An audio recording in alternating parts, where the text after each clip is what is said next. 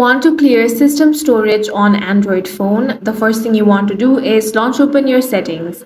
Now you want to select battery and device care. Here you will find the option of storage. Go ahead and select that. Here you will find a list of all the apps along with the storage. The system storage is mostly filled with software updates and app. Now you want to head back. Go ahead and tap on software update. Here select download and install and make sure that you have updated the software to the latest version.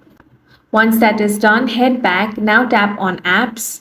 Here scroll through them and find the app that you don't use. Then you want to tap on the force stop option. Tap on OK. Now go ahead and do this for the other apps that you do not use. Now you want to head back over to device care, then tap on storage, and here you will see that your system storage has now decreased. That's all for this video. If you found it useful, make sure to hit the like button and subscribe for more videos like this.